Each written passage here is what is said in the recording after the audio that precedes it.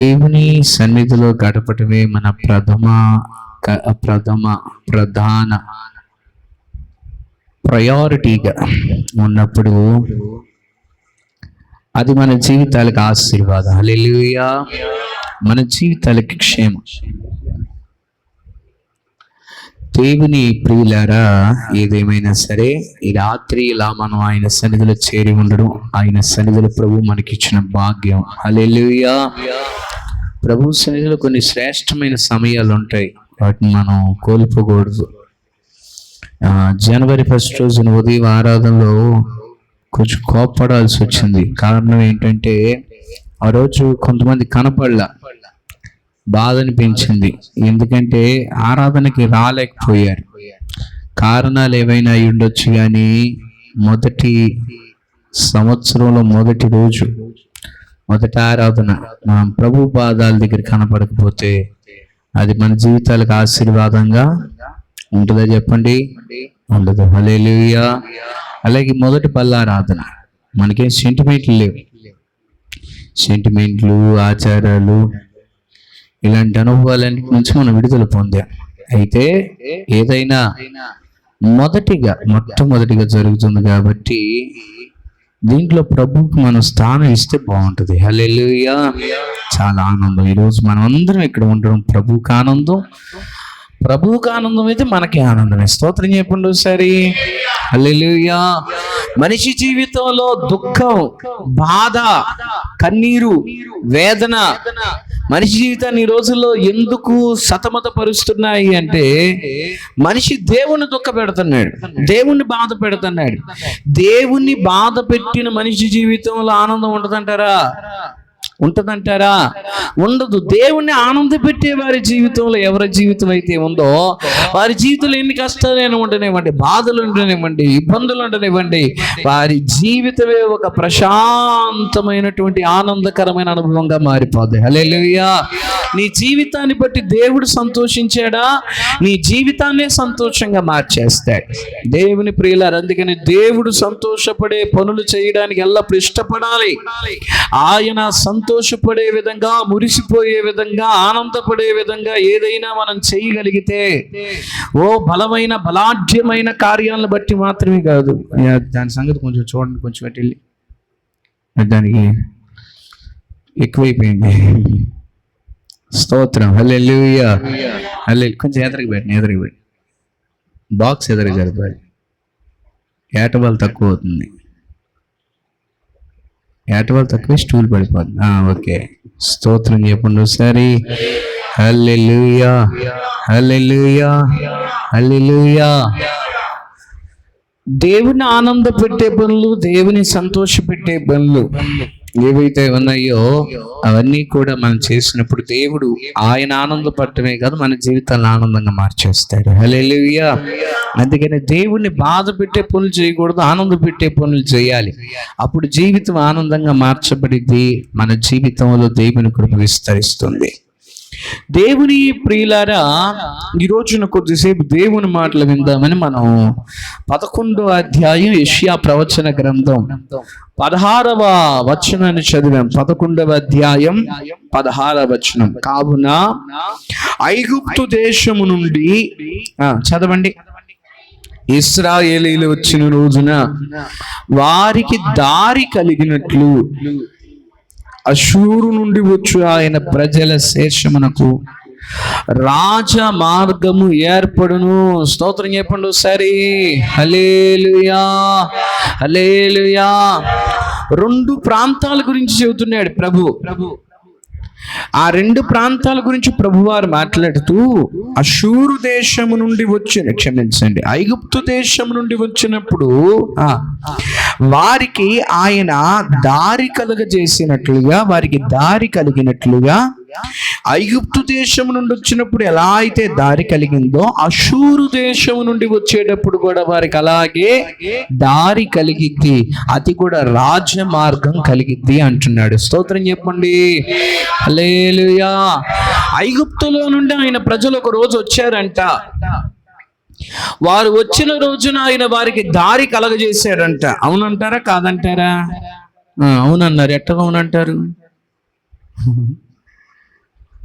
మన ఈషు గారు మీరు ఈరోజు వచ్చినట్లేరు.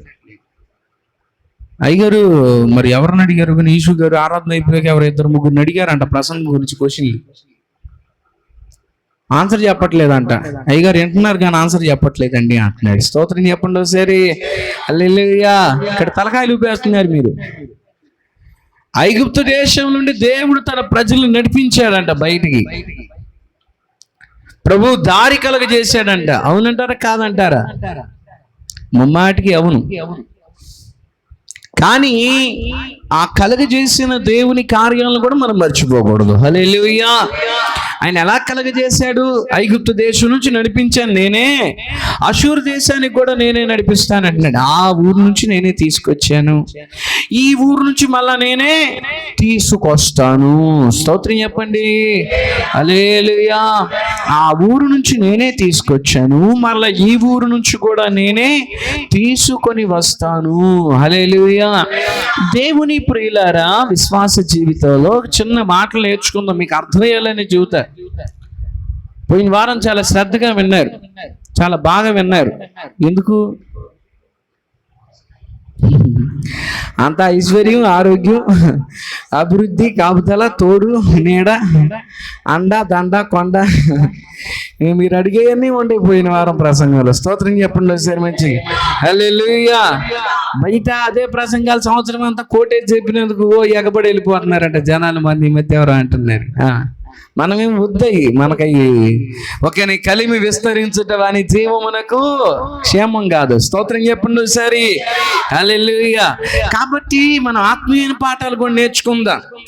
ఆత్మీయమైన పాఠాలు కూడా మీకు అర్థమయ్యే భాషలో చెబుతా, జాగ్రత్తగా వినండి. ఆయన అంటున్నాడు, ఐగుప్తు దేశం నుండి నేను మిమ్మల్ని ఎలాగైతే నడిపించి దారి కలుగజేశానో, అషూరు దేశం నుండి కూడా నేను మిమ్మల్ని నడిపిస్తాను, మీకు దారి కలుగజేస్తాను అంటున్నాడు. ఎలాంటి దారి కలుగజేస్తాడు ప్రభు అంటే సామాన్యమైన దారి కాదు, రాజమార్గం ఏర్పాటు చేస్తాను అంటున్నాడు. హల్లెలూయా. సరే, ఎలాంటి దారి, ఎప్పుడు అది ఎలాంటి దారి అనే తర్వాత మాట్లాడుకుందాం. ఐగుప్తు నుండి వచ్చేటప్పుడు దారి వేసిన వాడును, అషూరు నుండి వచ్చేటప్పుడు కూడా నేనే. ఒకప్పుడంట వారిని ఐగుప్తు నుంచి ఆయన నడిపించాడంట. ఎప్పుడు నడిపించాడంటే నిర్గమాకాండ గ్రంథములకు మనం వెళ్ళి చూసినప్పుడు దేవుని ప్రజలు బానిసలుగా బ్రతుకుతున్నారు. ఎలా బ్రతుకుతున్నారు? బానిసలుగా బ్రతుకుతున్నారు. కఠినమైన బానిసత్వపు కాడి కింద మగ్గిపోతున్నారు. శ్రమలో ఉన్నారు, దుఃఖంలో ఉన్నారు, నిరాశలో ఉన్నారు, కృంగిపోయి ఉన్నారు. అటువంటి పరిస్థితిలో దేవుడు వారిని బానిసత్వపు కట్ల నుంచి విడిపించాడు. స్తోత్రం చెప్పండి. హల్లెలూయా. మీకు చిన్న మాట చెబుతానండి. ఇశ్రాయేలీయుల చరిత్రలో, పాత నిబంధన గ్రంథ చరిత్రలో 2 సార్లు బానిసలుగా బ్రతికారు. ఎన్నిసార్లు చెప్పాలి? ఎన్నిసార్లు? పరాయి దేశములో 2 సార్లు బానిసలుగా బ్రతికారు. 2 సార్లు 2 రాజ్యాల కింద. మొదటిసారేమో ఐగుప్తు కింద ఎలా బ్రతికారు? బానిసలుగా బ్రతికారు. ఎలా బ్రతికారంట? ఐగుప్తు కింద బానిసలుగా బ్రతికారు. రెండవసారేమో అషూరు కింద బానిసలుగా బ్రతికారు. స్తోత్రం చెప్పండి. హల్లెలూయా. మొదటిసారి ఏ రాజ్యం కింద బానిసలయ్యారు? చెప్పాలి. అందుకనే వినాలి. తలకాయ ఊపుతారు, కళ్ళు తెరిచే ఉంటారు చాలా మంది, కానీ ఎండ్రో బుర్ర ఎక్కడో ఉంటది. చెప్పాలి అనగానే ఏంటా ఏం చెప్పాం, అది చెప్పాలిగా సమాధానం. ఐగుప్తు అనండి ఒకసారి. అదేం చెడపూరు కాదులే, అనండి ఒకసారి. ఐగుప్తు అనండి ఒకసారి. స్తోత్రం చెప్పండి ఒకసారి మంచిగా.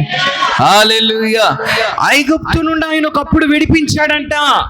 ఎలా విడిపించాడంటే, వాస్తవానికి ఐగుప్తు బానిసత్వానికి వాళ్ళు ఎందుకు వెళ్ళారండి అంటే తెలీదు. వాస్తవానికి ఆయన ఏ ప్రజలనైతే బానిసత్వంలో పెట్టాడో, బానిసత్వం నుంచి విడిపించుకొచ్చాడో, వాస్తవానికి వాళ్ళు పుట్టే సమయానికే వాళ్ళు బానిసత్వంలో ఉన్నారు. బానిసత్వంలోనే పుట్టారు వాళ్ళలో చాలా మంది. వారి పితరులు ఎప్పుడో ఆ ఐగుప్తు దేశానికి వచ్చారంట. వారు వచ్చిన తర్వాత కొద్ది రోజులకి బానిసలుగా మారిపోవలసి వచ్చింది. 400 సంవత్సరాల పాటు వారు అక్కడ బానిసత్వపు కాడి కింద మగ్గిపోయారు. స్తోత్రం చెప్పండి ఒకసారి. హల్లెలూయా. ఆ రోజు ఐగుప్తులో పుట్టిన వారు, దేవుడు విడిపించిన రోజున, ఐగుప్తు నుంచి విడిపించిన రోజున వారు ఎవరైతే ఉన్నారో వారు ఎక్కడి నుంచి వస్తున్నారు? ఐగుప్తు నుంచి వస్తున్నాం అని అంటారు. ఏం చేసి వచ్చారు ఐగుప్తులు అంటే? ఐగుప్తులో చేయడానికి ఏముందండి, నానా కష్టాలు పడ్డామండి, బానిసలుగా బ్రతికామండి. మరి ఇప్పుడు ఎవరు తీసుకొచ్చారు బయటికి? దేవుడు తీసుకొచ్చాడండి. ఎక్కడికి వెళ్తున్నారు? ఆయన వాగ్దాన భూమికి తీసుకెళ్తాడంటండి. సరే కానీ ఎంతకీ మిమ్మల్ని బానిసత్వంలో పెట్టింది ఎవరు? ఎప్పటి నుంచి ఉన్నారంటే వాళ్ళు ఏం చెబుతారు చెప్పమంటారా?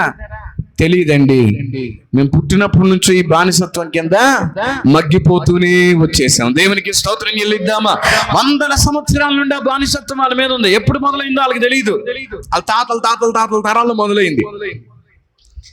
కాబట్టి ఈ రోజున దేవుడు వారిని విడిపించి బయటికి తీసుకొస్తున్నాడు. వారు బయటకు వచ్చేసారు. దేవుడు వారిని బయటికి తీసుకురావడానికి ఎన్నో అద్భుతాలు చేశాడు. ఎలాంటి అద్భుతాలు అంటే, వారిని బయటికి తీసుకురావడానికి 10 తెగుళ్ళు రప్పించాడు ఐగుప్తు దేశం మీదకి. ఎన్ని తెగుళ్ళు అంట చెప్పాలి? ఎన్ని తెగుళ్ళు అంట? 10 తెగుళ్ళు రప్పించాడంట ఐగుప్తు దేశం మీద. ఆ 10 తెగుళ్ళు అయిపోయినాయి. మీరు బయటకు వచ్చేసారనుకుంటే అక్కడతో అయిపోలేదు. వారిని నడిపించడానికి వారి దగ్గర ఆయనే మేఘ స్తంభంగా, అగ్ని స్తంభంగా ఉన్నాడంట. స్తోత్రం చెప్పండి. ఏ స్తంభం అంటే అది? చెప్పాలి. ఏ స్తంభం అంటే అది? పగలేం స్తంభం, రాత్రి ఏం స్తంభం? పగల మేఘ స్తంభం, రాత్రి అగ్ని స్తంభం. పగల మేఘ స్తంభం ఎందుకు? పగల టైంలో మబ్బులు అడ్డం పెడితే ఎట్లుంటుంది? అన్నిటికీ అటు చూస్తామే.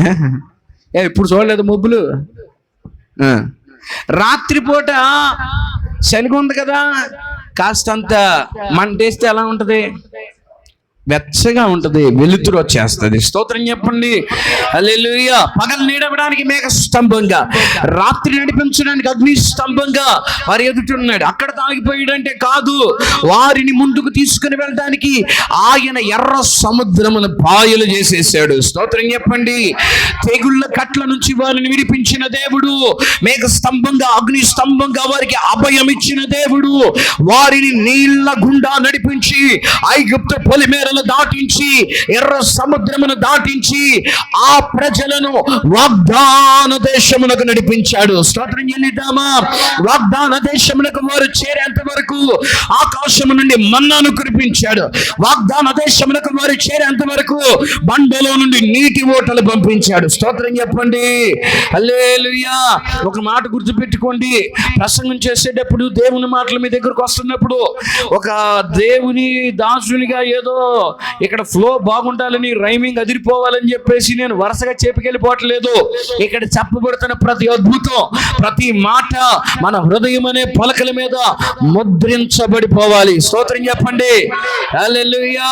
నేను మాట అంటే రేపు పొద్దునాడు వస్తాడు. ఎవడాడు తెలీదా? తెలుసుకుంటారులే. ఎవడాడు? అంత్యక్రీస్తు వస్తాడు. ఆడొచ్చే కంటే ముందుగానే ఒకవేళ ప్రభువారు ఆయన పరిశుద్ధుల్ని, జ్యేష్ఠుల సంఘాన్ని, వధువు సంఘాన్ని తీసుకొని పోయినా అంతకంటే ముందుగా ఏం చేస్తాడంటే కొన్ని శ్రమలు లోకం మీదకు పంపిస్తాడు. స్తోత్రం చెప్పండి. హల్లెలూయా. వాడు పంపించడం ఏంటండి? వాడు పంపిస్తుంటే దేవుడు ఏం చేస్తాడంటే, దేవుడు ఆయన తన అధికారాన్ని కోల్పోవడం చేత సాతాను శ్రమలు పంపిస్తున్నాడని కాదు. నా మాట జాగ్రత్తగా వినండి. దేవుడు సర్వశక్తిమంతుడు, సర్వాధికారి అయిన వాడు. అయితే పాపమును ఆయన ఏమాత్రం ఇష్టపడడు, పాపమును ఏమాత్రం ఆయన కోరుకోడు. పాపం అక్కడ ఉందంటే ఆయన దరిదాపుల్లో. నాకు పాము అంటే భయం.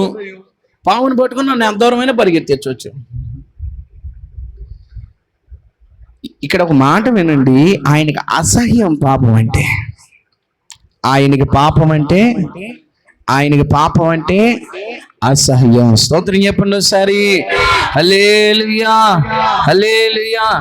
పాస్టర్ గారు మీకు చిన్న కథ చెబుతూ ఉంటుంది. కథ కాదు, ఒక ఫ్యాక్ట్ చెబుతూ ఉంటారు. అప్పుడు మీకు గుర్తుందో లేదో, అడవిలో కుందేళ్ళు ఉంటుంది.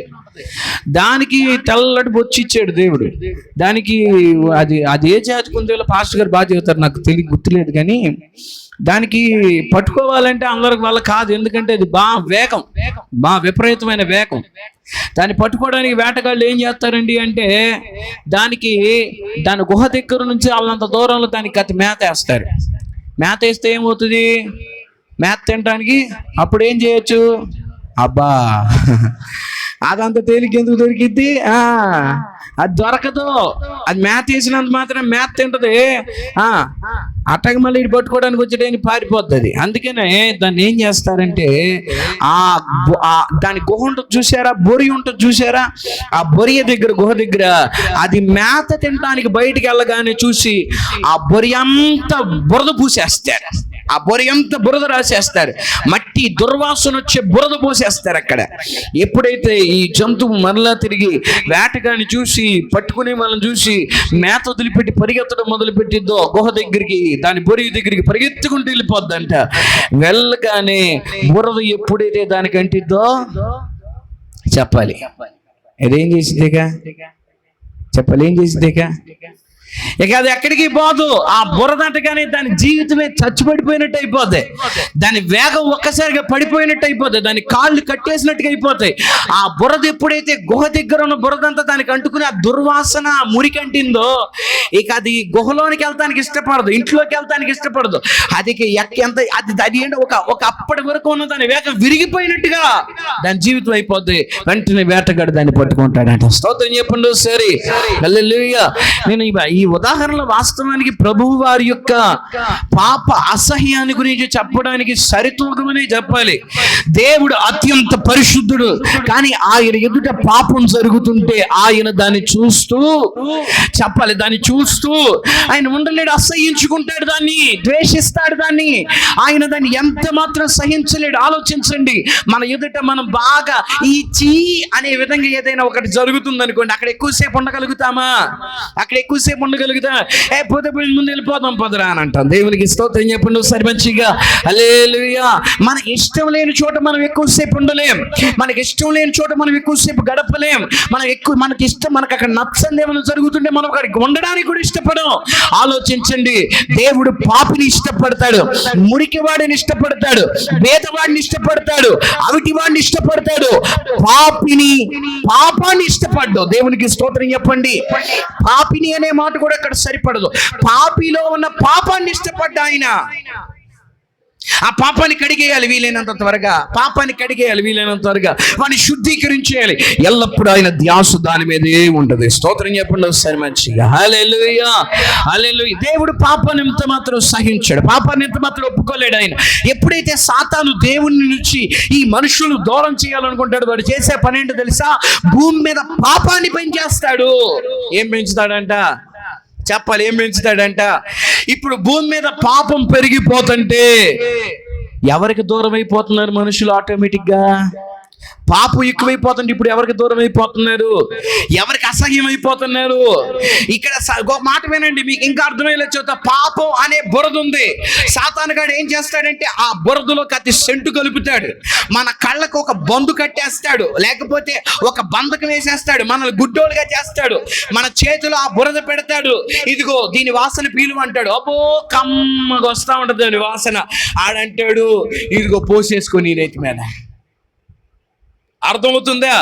దేవుడు అంటాడు అది పోసుకోమాకు, అది బురద, అది పాపం, నిన్ను మోసం చేస్తున్నాడు, నీ కళ్ళను గుడ్డిగా చేస్తున్నాడు, ఆడు బురద పోస్తున్నాడు నీ మీద అంటే మనం అంటాం ఊరుకో ప్రభువా, ఇది ఎంత బాగుంటే నా మాట వినండి. ఆ బురద ఎంత ప్రమాదకరమైనదంటే ఒక్కసారి మీద పోసుకోవడం మొదలైతే మళ్ళా ఆపలేం. దాని వాసనకి మనం అలవాటైపోతాం, బందీలమైపోతాం, మత్తులమైపోతాం.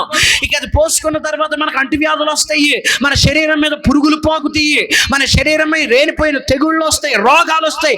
ఎన్ని వచ్చినా బురద పోసుకోవడం మాత్రం మనం ఆపలేము. అటువంటి ఒక పాపపు బురదకు మనలను అలవాటు చేస్తాడు సాతాను. స్తోత్రం చెప్పండి. హల్లెలూయా. ఈ బురదకేమో దేవుడు సమీపంగా ఉండడు, దాన్ని చూసి ఆయన అసహ్యించుకుంటాడు. తద్వారా సాతానుగాడు భూమిని పరిపాలించడం మొదలు పెడతాడు, మనుషుల్ని పరిపాలించడం ప్రారంభిస్తాడు. కానీ వాడి అధికారం కొద్ది కాలం మట్టుకే. ఇదిగో దానియేలు ప్రవచన గ్రంథంలో రాయబడుతున్న మాట, ఇదిగో ఆయన పరిశుద్ధుల రాజులకు అధికారం లభించబోతుంది. స్తోత్రం చెప్పండి. హల్లెలూయా. పరిశుద్ధ పట్టణము త్రొక్కబడు దినములు కొద్ది కాలం మట్టుకే, ఇదిగో ఆయన పరిశుద్ధులు త్రొక్కబడు కాలము కొద్ది కాలం మట్టుకే, ఇదిగో రెచ్చిపోతున్న ఆ మృగము దాని యొక్క రెచ్చిపోయే ఆ యొక్క దాని విర్రవీగుడంతా కొద్ది కాలం మట్టుకే ఆయన అణిచివేసే రోజుకు రోజు రాబోతుంది. హల్లెలూయా. ఆ రోజు వరకు రెచ్చిపోతాడు వాడు.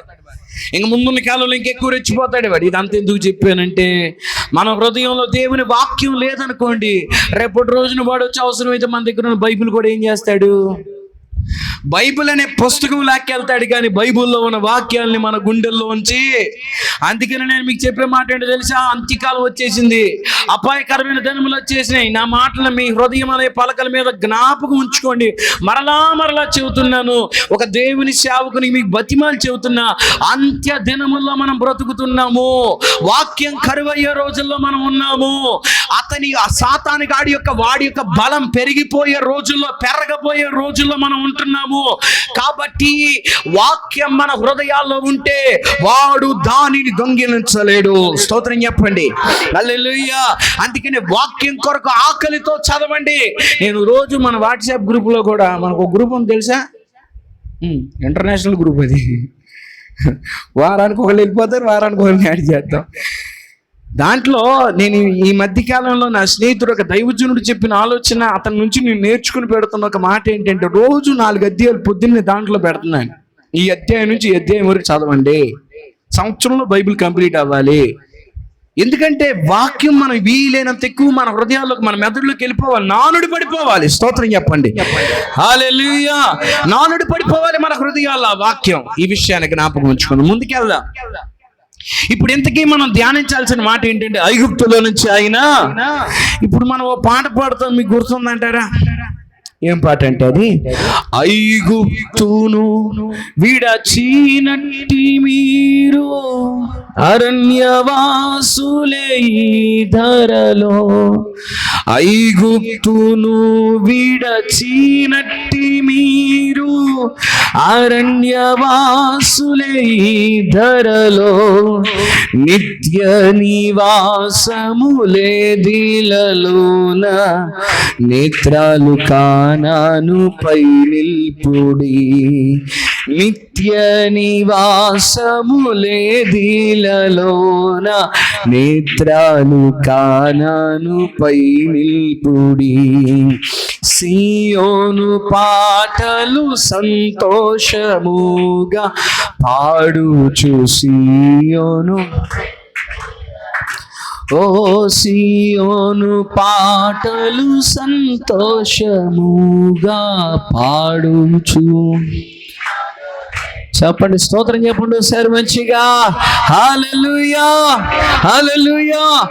ఇక్కడ ఈ పాట మీకు జ్ఞాపకం చేయడానికి గల కారణం ఏంటంటే, ఆ ఐగుప్తు వాళ్ళు ఆ రోజున వెళ్ళిన ఐగుప్తు, ఆ రోజు వారు విడిపించబడిన ఐగుప్తు, ప్రభు వారు మాట్లాడుతుంటున్నారు, ఇదిగో అది మీ అందరి ఆత్మీయ జీవితానికి సాదృశ్యం అయి ఉన్నది. స్తోత్రం చెప్పండి. వాళ్ళు వారి తరతరాల నుంచి, తాతల తరాల నుంచి ఐగుప్తుల బానిస అయి ఉన్నారు. అయితే ప్రభు తన దాసుని పంపించి, మోషేను పంపించి, వారికి తన వాక్కుని పంపించి వారిని ఐగుప్తులో నుంచి బయటికి తీసుకొచ్చాడు. స్తోత్రం చెప్పండి ఒకసారి మంచిగా. హల్లెలూయా. ఐగుప్తులో ఉన్న వారి దగ్గరికి ఎవరు వెళ్ళారు? ఇప్పుడు చెప్పాలి. ఐగుప్తులో ఉన్న వారి దగ్గరికి ఎవరు వెళ్ళారు? మోషే గారు అనండి ఒకసారి, మోషే గారు అనండి ఒకసారి. ఐగుప్తులో ఉన్న వారి దగ్గరికి ఎవరు వెళ్ళారంట? అది స్తోత్రం చెప్పండి ఒకసారి. హల్లెలూయా. ఐగుప్తులో ఉన్న ఇశ్రాయేలీయుల దగ్గరికి దేవుని మాటను మోసుకొని వెళ్ళాడు మోషే. ద్వితీయోపదేశకాండ గ్రంథములో దైవజనుడైన మోషే మాట్లాడుతుంటారు, ఇదిగో నా వంటి ఒక ప్రవక్తను ఆయన మీలో పుట్టించును. స్తోత్రం చెప్పండి. దైవజనుడు, ప్రవక్త, దేవుని చేత అభిషేకించబడిన వాడు గనుక ప్రవచనాత్మకంగా 1000 సంవత్సరాల తర్వాత జరగబోయే దాన్ని ప్రవచించి మాట్లాడుతుంటున్నాడు. ఆ రోజున ఐగుప్తులో ఉన్న ఇశ్రాయేలీయుల దగ్గరికి మోషే దేవుని వాక్కును మోసుకొని పోయాడు. ఈ రోజున మనము కూడా ఐగుప్తులో ఉండగా మన దగ్గరికి కూడా ఒక వ్యక్తి పంపబడ్డాడు, ఒక దైవచరుడు పంపబడ్డాడు, ఒక దేవుని సేవకుడు పంపబడ్డాడు. అయితే ఆయన మనుష్యుడు కాదు, మనుష్యుడి రూపములో, మనుష్యుడి పోలికలో పరమ నుండి దిగి వచ్చిన దైవ నరుడైన యేసు క్రీస్తు ప్రభు అను దేవాది దేవుడే ఐగుప్తు బానిసత్వంలో ఉన్న మన దగ్గరికి వచ్చాడు. నమ్మితే స్తోత్రం చెప్పండి. హల్లెలూయా. ఆయన మన దగ్గరికి వచ్చాడు, దేవుని మాటను మోసుకొచ్చాడు, ప్రవచన వాక్కును మోసుకొచ్చాడు, దేవుని యొక్క సత్యమును మోసుకొచ్చాడు. అది ఎటువంటి సత్యం అంటే వేరే ఎవరో చెబితే తీసుకొచ్చింది కాదు. ఆయన అంటాడు, నేనే మార్గము, నేనే సత్యము, నేనే జీవం. స్తోత్రం చెప్పండి. హల్లెలూయా. ఇండైరెక్ట్ బోధలు బోల్డ్ మంది చేసేశారు. పరలోకి వెళ్ళాలంటే నువ్వు అట్ట ఉండాలంట, ఇట్ట ఉండాలంట, ఇట్ట అని చాలా మంది చెప్పేశారు. అదంతా వద్దు, నన్ను వెంబడించి చాలు, నేను చెప్పినట్టు చెవి చాలు, నేను నడిచినట్టు నడువు చాలు, నేనే మార్గం, తీసుకెళ్ళిపోతా అన్నాడు. స్తోత్రం చెప్పండి. హల్లెలూయా. సత్యవంతుడే పరలోకి వెళ్తాడు, మంచోడే పరలోకి వెళ్తాడు. ఇలా బోల్డ్ మాటలు చెప్పారు. ఆ మంచితనమే మనలో ఉండదుగా. ఎందుకంటే మనుషులు అయ్యాను మనం ఆరంభం నుండి చెడ్డవారం. ఒక్కొక్కరికి ధనంలో పడిపోతారు, ఒక్కొక్కరు పాపంలో పడిపోతారు, ఒక్కొక్కరు నోటి పాపంలో పడిపోతారు, ఒక్కొక్కరు కంటి పాపంలో పడిపోతారు. మనుషులు అయిన మన ఆరంభం నుంచి బలహీనమే. మీరు చెప్పండి, మంచి వాళ్ళని చూశారు ఎప్పుడైనా? చూశారు? అంత అమాయకంగా చూస్తున్నారు. ఎక్కడైనా చూసాము మంచి వాళ్ళని చూసాము ఎక్కడైనా? మన మధ్య అంటున్నాడు ఒక ఆయన, మంచోడు అనుకున్నానండి, చాలా మంచోడు అనుకున్నానండి. ఎట్లాంటోడని అది ఇప్పుడు చెప్పింది వాక్యం, నువ్వు ఇప్పుడు అన్నావు. స్తోత్రం చెప్పండి. హల్లెలూయా, హల్లెలూయా. మానవుడు మంచివాడు కాలేడు. కొంతమంది అంటారు, అదిగో ఆయన దాన ధర్మాలు చేస్తున్నాడు, ఎంత మంచోడో చూడు అంటారు.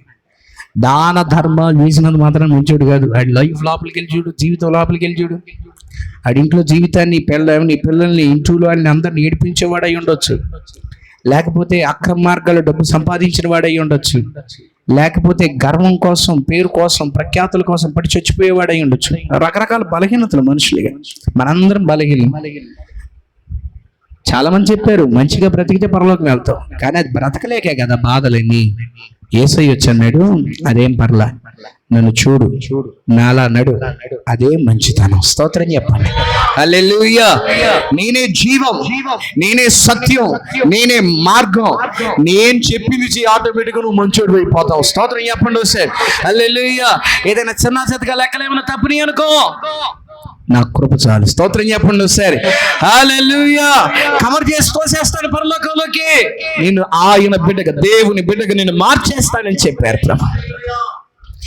ఇప్పుడు ఐగుప్తులో నుంచి బయటకు వచ్చిన మనము ఆయన మేఘ స్తంభముగా, అగ్ని స్తంభముగా నడిపిస్తానన్న వాగ్దానాన్ని చేత పట్టుకుని, దేవుని మాట చేత బలము పొంది, ఎర్ర సముద్రము ద్వారా ఇశ్రాయేలును నడిచిన రీతిగా మనము కూడా నీటి మధ్యలో వారు నడిస్తే, మనమైతే నీటిలో నుండి నడుచుకుంటూ వచ్చేసాం. స్తోత్రం చెప్పండి ఒకసారి. హల్లెలూయా.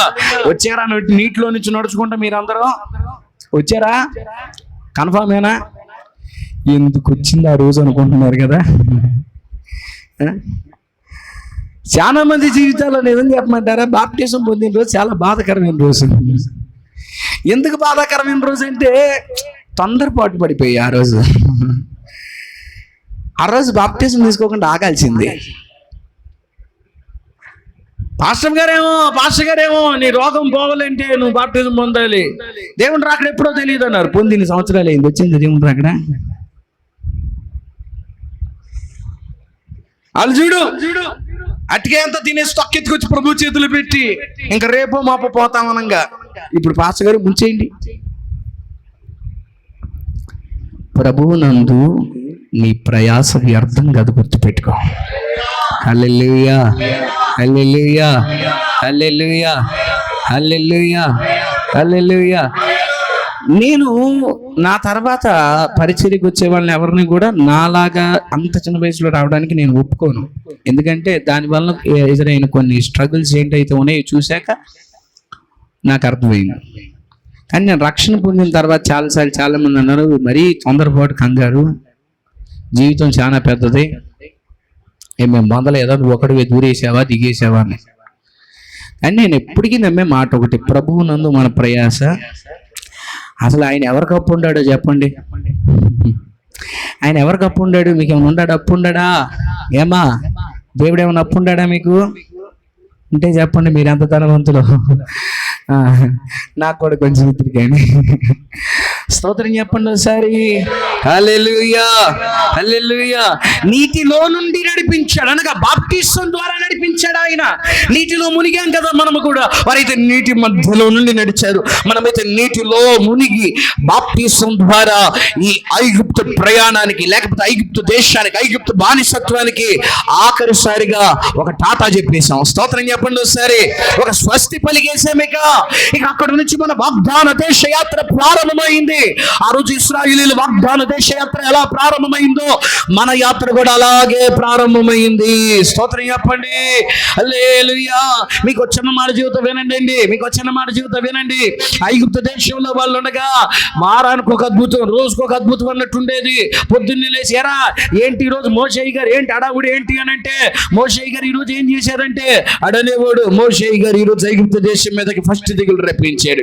ఆడు మళ్ళీ అయిపోయింది. వచ్చే వారం వచ్చారా, మోషే గారు ఈ వారం ఏం అద్భుతం చేస్తున్నాడు. ఈ వారం రెండో అద్భుతం జరిగింది. ఐగుప్తు నదుల నీళ్ళన్నీ కూడా రక్తంగా మారిపోయినాయి. అసలు ఐగుప్తు ఎర్ర సముద్రం దాటేంత వరకు రోజు అద్భుతాలే.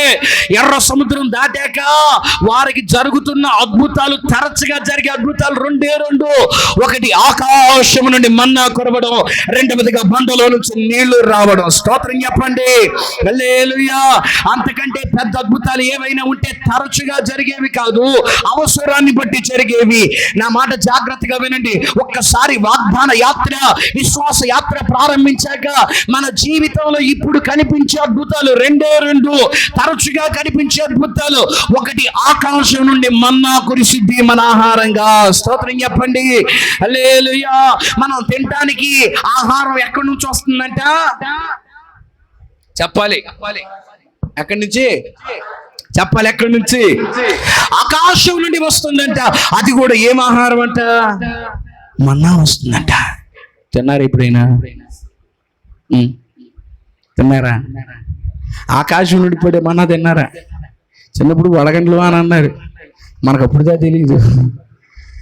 వడగండ్లు వాన, వడగండ్లు వాన, వడగండ్లు వాన అని గబగబ ఇంట్లోకి లాక్కెళ్ళిపోయారు.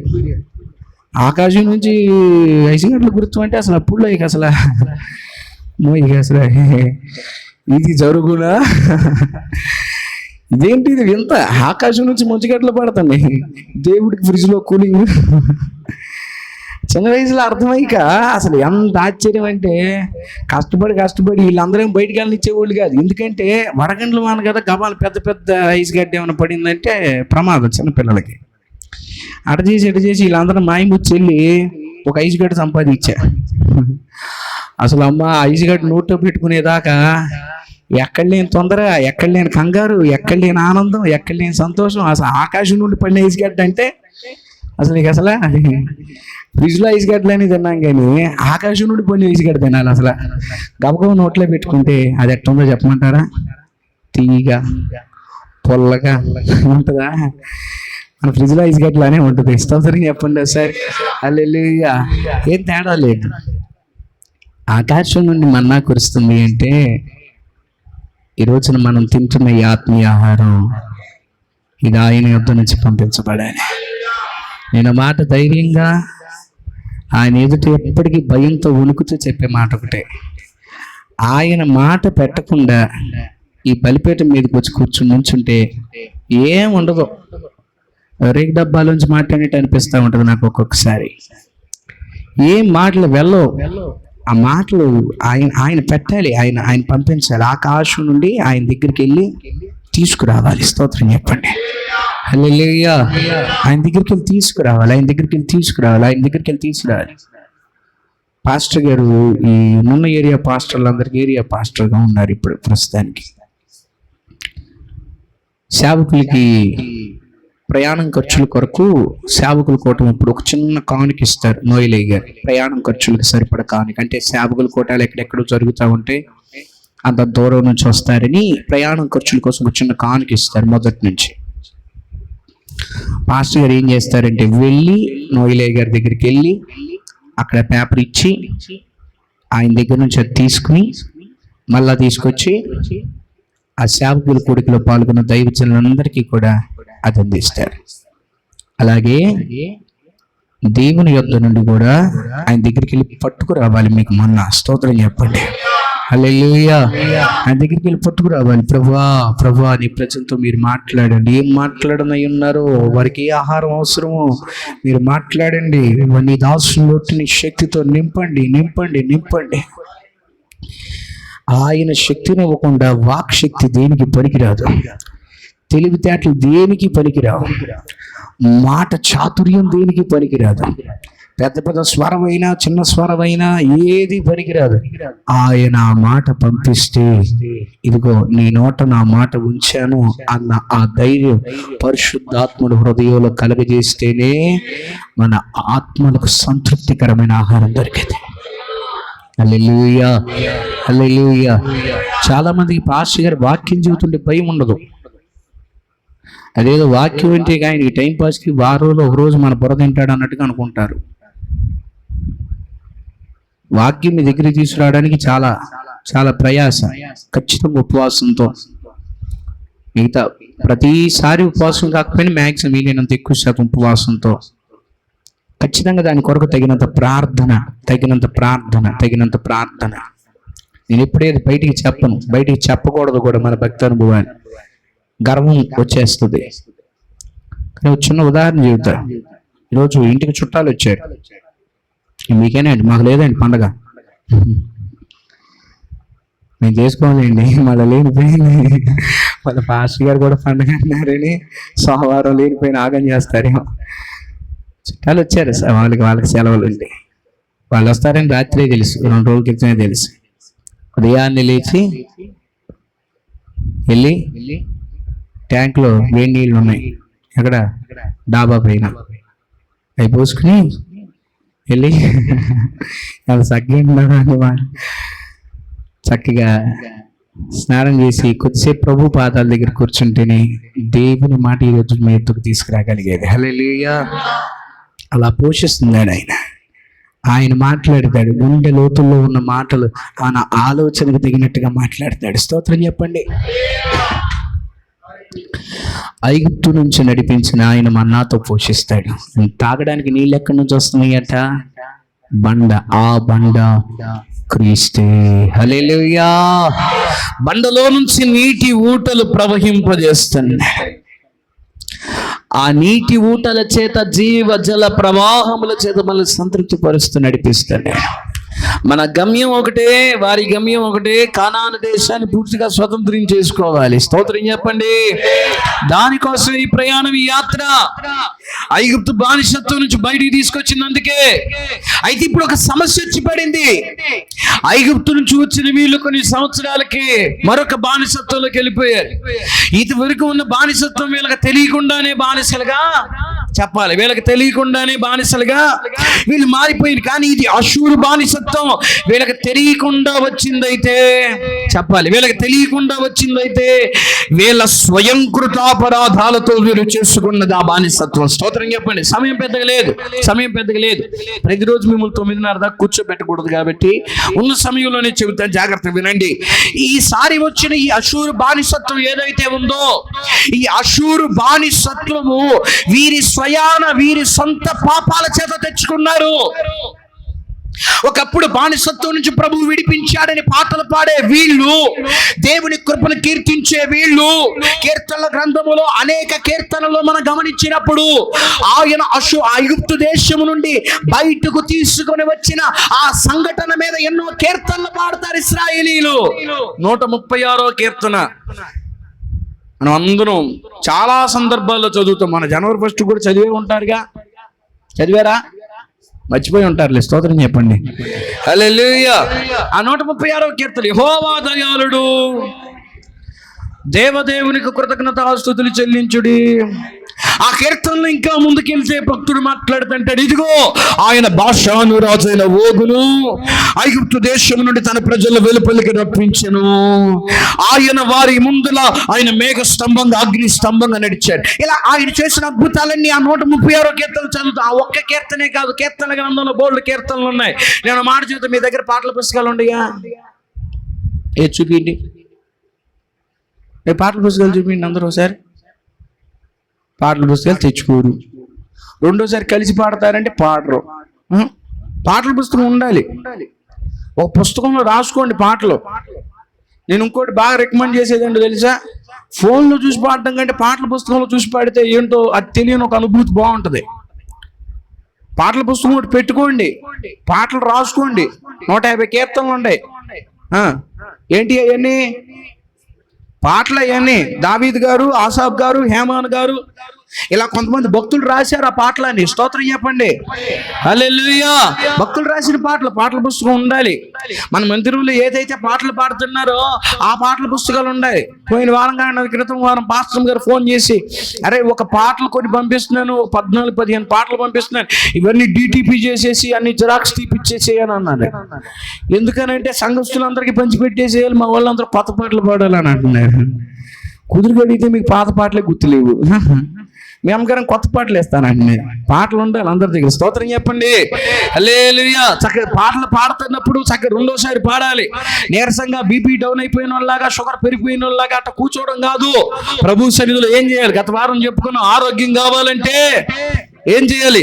అందుచేత వారు గంతులు వేయచ్చు, క్రొవ్విన దూడ గంతులు వేయనట్లుగా అలా చేస్తేనే ఆరోగ్యం. స్తోత్రం చెప్పండి. ప్రభు సన్నిధిలో నీరసంగా, నిరుత్సాహంగా, ఏదో కోల్పోయినలాగా, పోగొట్టుకున్నలాగా కూర్చోకూడదు. ఆయన సన్నిధిలో ఎప్పుడైతే ఆనందంతో, సంతోషంతో గంతులు వేస్తా ఉంటాం, ఆయన అంటాడు, ఇదిగో నా బిడ్డ ఇన్ని కష్టాలున్నా, ఇన్ని పోగొట్టుకున్నా ఇలా ఆనందంతో నవ్వుతూ గంతులు వేస్తుంది కాబట్టి ఈ బిడ్డ ఆనందం స్థిరపడిపోవాలంటాడంట. ఆమె చెప్పండి సరే, హల్లెలూయా. అందుకని ఆయన పేరు ఆమేన్ అనువాడు. స్తోత్రం చెప్పండి, హల్లెలూయా. కాబట్టి పాడాలి, స్తుతించాలి, ఆర్భటించాలి. స్తోత్రం చెప్పండి, హల్లెలూయా. అలాగని అటపడితే అటు పాడేయడం కాదు. మా మేజర్ గారు ఉంటాడు, నన్ను పరిగెత్తుతా ఉంటాడు అటు కూర్చొని. కాబట్టి అందరం కలిసి చప్పట్లు కొట్టరు కొంతమంది. నాకు చప్పట్లు ఇటు పక్క నుంచి తప్ప నుంచి ఇటు పక్క ఎప్పుడు వినపడవు. చప్పట్లు కొడతా కలిసి పాడి స్తుతించాలి. స్తోత్రం చెప్పండి, హల్లెలూయా. జాగ్రత్తగా వినండి. 150 కీర్తనలో భక్తుడు అనేక పర్యాయాలు ఈ ఐగుప్తు ప్రయాణాన్ని రాస్తాడు. ఐగుప్తు ప్రయాణమే గుర్తు చేస్తాడు. ఐగుప్తు ప్రయాణమే అనేక మంది, ఆసాపు రాస్తాడు, దావీదు రాస్తాడు, ఈ కోరా కుమారులు ఇలా ప్రతి ఒక్కరు దాని గురించి మాట్లాడతారు. కారణం ఏంటంటే వారి పాటల్లో కూడా ఐగుప్తు ప్రయాణం ఉంది. స్తోత్రం చెప్పండి, హల్లెలూయా. ఈ రోజు మన పాటల్లో కూడా ఐగుప్తు ప్రయాణం ఉంటుంది. మన పాటల్లో కూడా పాపం నుంచి విడుదల పొందామన్న మాట ఉంటుంది. పాపము బానిసత్వం నుంచి బయటకు వచ్చాం, బానే ఉంది. కానీ ఇప్పుడు వచ్చిన సమస్య ఏంటంటే మరలా అషూరు బానిసత్వంలోకి వెళ్ళిపోతున్నారు. ఏ బానిసత్వం అంటే ఇది? అషూరు బానిసత్వంలోకి మరలా వెళ్ళిపోతున్నారు. ఈ అషూరు బానిసత్వం ఎంత భయంకరమైందో 2 మాటలు చెబుతూ వినండి. త్వరగా ముగించాలి కాబట్టి జాగ్రత్త వినండి. ఈ అషూరు బానిసత్వం ఎంత భయంకరమైనదంటే, ఐగుప్తు బానిసత్వంలోకి వెళ్ళిన వీరందరూ కూడా ఇప్పుడు ఏ దేశం కింద బానిసలుగా ఉన్నారు? ఐగుప్తు బానిసత్వం కింద. ఐగుప్తు బానిసత్వానికి వెళ్తే ఐగుప్తులోనే ఉంటారు. అషూరు బానిసత్వానికి వెళ్తే చెప్పాలి, ఐగుప్తు బానిసత్వానికి వెళ్తే ఎక్కడ ఉంటారు? ఐగుప్తులోనే ఉంటారు. అషూరు బానిసత్వానికి వెళ్తే కానీ కాదు ఐగుప్తు బానిసత్వానికి వెళ్ళినప్పుడు ఐగుప్తులోనే ఉన్నారు. నా మాటలు వినండి. అషూరు బానిసత్వానికి వెళ్ళినప్పుడు మాత్రం అషూరులో లేరు వీళ్ళు. కొద్ది కాలం అషూరులో ఉన్నారు. మళ్ళీ కొద్ది కాలానికి ఇంకా పర్లేదులే, ఈ రాజ్యం బలహీనమైంది, బయటకు వచ్చేద్దాం అనుకుంటే అక్కడి నుంచి మరలా బబులోను బానిసత్వానికి వెళ్ళిపోయారు. అది కూడా అయిపోయింది అనుకుంటే మళ్ళీ పారసీక బానిసత్వానికి వెళ్ళిపోయారు. అలాగా ఒకదాని నుంచి ఒకటి వాళ్ళు వెళ్ళిపోతూ కొట్టబడుతూనే ఉన్నారు. కానీ వారి బానిసత్వానికి అంతం మాత్రం రావట్లేదు.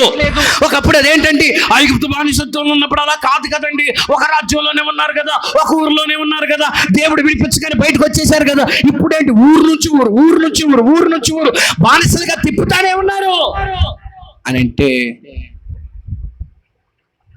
ఐగుప్తు బానిసత్వం, అషూరు బానిసత్వం ఒకటి కాదు. స్తోత్రం చెప్పండి, హల్లెలూయా.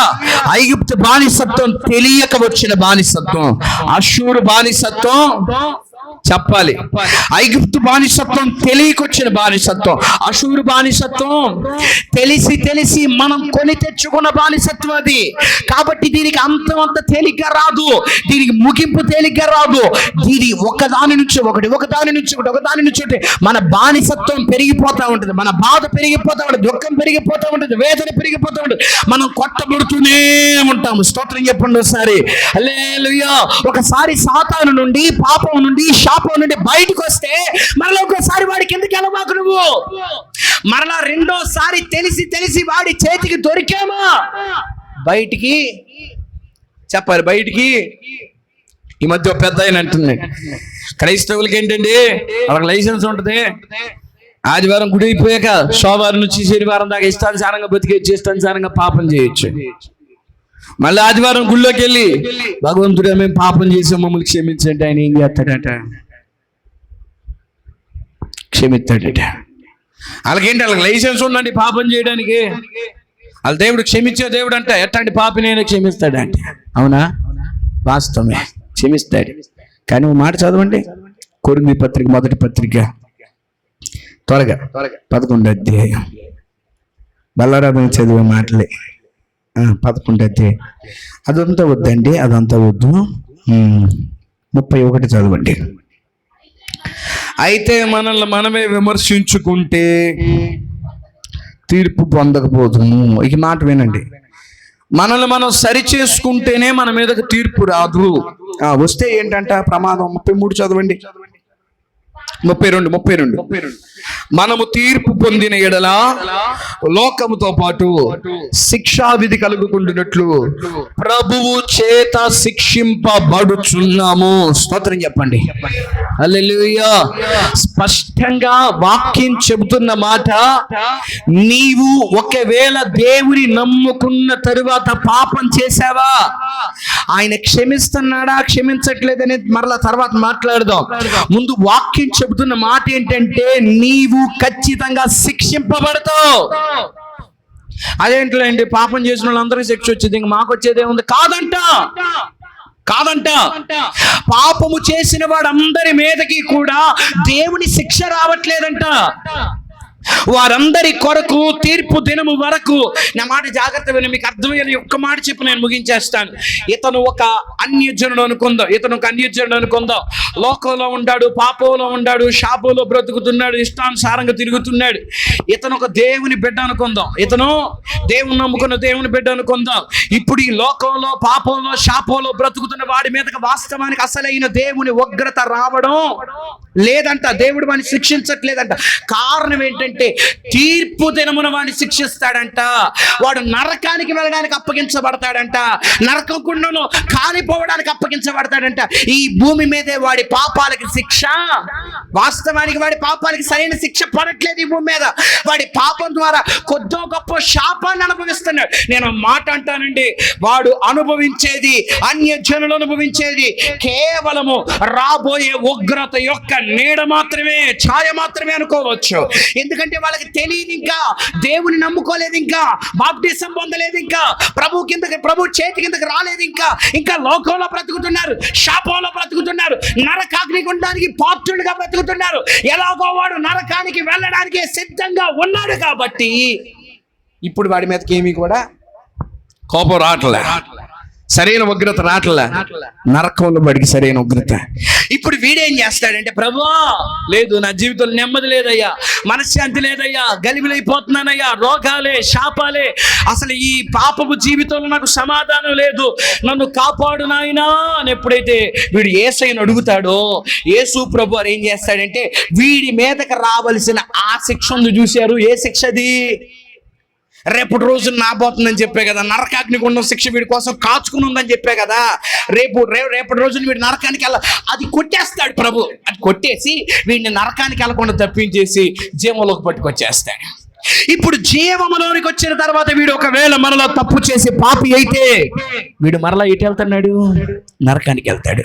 అప్పుడు వీడు ఎప్పుడైతే ప్రభు సన్నిధికి వచ్చి విమర్శించుకుని ప్రభువా నన్ను క్షమించని అడుగుతున్నాడో, వీడి పాపాలకు భూమి మీద దేవుడు ఏమేస్తున్నాడంట? శిక్ష విధిస్తున్నాడు. అన్యజనులను కూడా కొన్నిసార్లు వదిలేస్తున్నాడు అంటే, కానీ దేవుని పిల్లల్ని ఆయన వదలడంట. పొరపాటును కూడా వదలడంట. నీవు చేసే ప్రతి తప్పుకు అనుభవిస్తామని చెబుతున్నాడు ఆయన. స్తోత్రం చెప్పండి.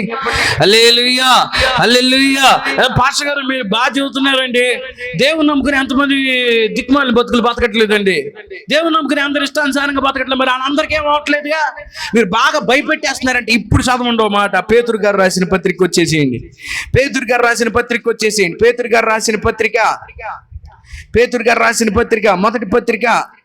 మొదటి పత్రిక క్షమించండి, రెండవ పత్రిక 2వ అధ్యాయం 20వ వచనం. త్వరగా 2వ అధ్యాయం 20వ వచనం. వారు ప్రభు రక్షకుడైన యేసుక్రీస్తు విషయమైన అనుభవ జ్ఞానం చేత ఈ లోక మాలిన్యమును తప్పించుకొనిన తర్వాత, నా మాటలు వినండి, ముగించే సమయం అయింది, జాగ్రత్త వినండి. వారు ప్రభువు రక్షకుడైన యేసుక్రీస్తు ప్రభు వారి యొక్క అనుభవ జ్ఞానం చేత లోక మాలిన్యాన్ని తప్పించుకున్నారు. ఈ రోజు మనం అందరం కూడా తప్పించుకున్నాం. లోకాన్ని తప్పించుకున్నాం, పాపాన్ని తప్పించుకున్నాం, శాపాన్ని తప్పించుకున్నాం. యేసే నిజ దేవుడు రక్షకుడిని నమ్మి ఆ పాపమంతా, శాపమంతా, ఆ కట్ల నుంచి విడుదల పొంది యేసయ్య దగ్గరికి వచ్చి, ఇప్పుడు తర్వాత మాట చదవండి. తరువాత మరలా వాటిలో చిక్కబడి వాటి చేత జయింపబడిన ఎడలా, స్తోత్రం చెప్పండి, హల్లెలూయా. కొంతమంది జీవితాల్లోనంట వారు పాపం చేసిన వెంటనే దేవుడు, వారు తప్పు చేసిన వెంటనే దేవుని పిల్లలుగా బ్రతుకుతున్న వారిని దయా దాక్షిణ్యాలు లేకుండా ఆయన కఠినంగా శిక్షిస్తున్నాడంట. స్తోత్రం చెప్పండి.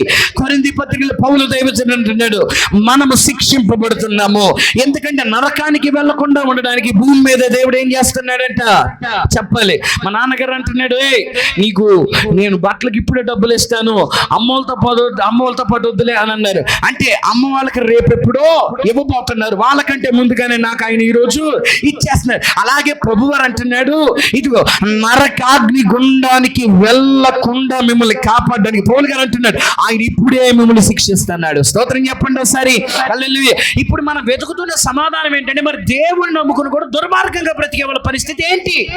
వాళ్ళ జీవితాల్లో ఏ కష్టం రావట్లా, బాధ రావట్లేదు కదా. అంటే ఇక్కడ పేతురు భక్తుడి ద్వారా ప్రభు మాట్లాడుతున్నాడు, వారు మరలా పాపంలోకి వెళ్ళి పాపం చేత జయించబడ్డారు, పాపం చేతలు ఓడిపోయారు. వాళ్ళకి పాపాన్ని గెలవలేకపోతే, నేను తప్పు చేస్తున్నానన్న మనసు వాళ్ళు చచ్చిపోయింది.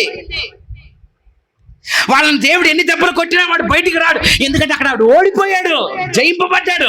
వాడి పాపం నుంచి బయటికి రాలేడు, ఎందుకంటే వాడు సాతానికి మరలా బానిసగా మారిపోయాడు, బ్రతుకుతున్నాడు. ఇప్పుడు పేతురు దైవజనుడు అంటాడు, వారి మొదటి స్థితి కంటే కడపటి స్థితి మరి చెడ్డదైపోతుంది. హల్లెలూయా. 21 వచనం చదవండి. నీతి మార్గమును అనుభవపూర్వకంగా తెలుసుకొని అప్పగించబడిన పరిశుద్ధమైన ఆజ్ఞ నుండి తొలగిపోవుట కంటే ఆ మార్గం అనుభవపూర్వకంగా వారికి తెలియకుండాటే మేలు. స్తోత్రం చెప్పండి, హల్లెలూయా.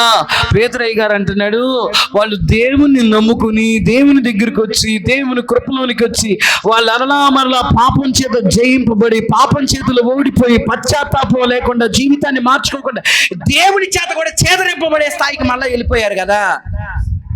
అలాంటి వాడు దేవుని దగ్గరికి రాకుండా ఉంటేనే బాగుండేది. ఎందుకు పాస్టర్ గారు చర్చికి చెడ్డ పేరు వచ్చిందా? అది రెండో మాట.